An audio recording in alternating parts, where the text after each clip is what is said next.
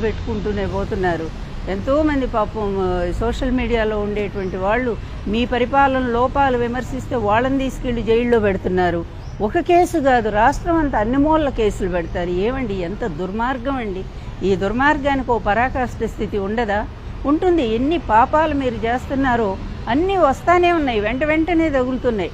లడ్డు వ్యవహారంలో మీరు చేసిన దానికి వెంటనే ఫలితం మీకు దొరికింది. అదేవిధంగా ఈ చేస్తున్న పాపాలకు కూడా దీని ఫలితం రిజల్ట్ తొందరగానే మీరు చూడబోతారు. అందువలన దారుణంగా ఉన్నటువంటి మీ పరిపాలన గురించి ప్రజలంతా భయంకరంగా తిట్టుకుంటా ఉన్నారు. చంద్రబాబు, 75 ఏళ్ల వయసు నీకు వచ్చింది. ఈరోజు నీ కొడుకును అదుపులో పెట్టకపోతే పర్యవసానం అంతా కూడా నువ్వు అనుభవించాల్సి వస్తుంది. అందువల్ల మేము చాలా హెచ్చరిస్తూ ఉన్నాము. ఎందుకంటే ఎప్పుడూ కూడా పరిపాలన ఒకళ్ళ చేతిలో ఉండదు, అధికారం ఒకళ్ళ చేతిలో ఉండదు.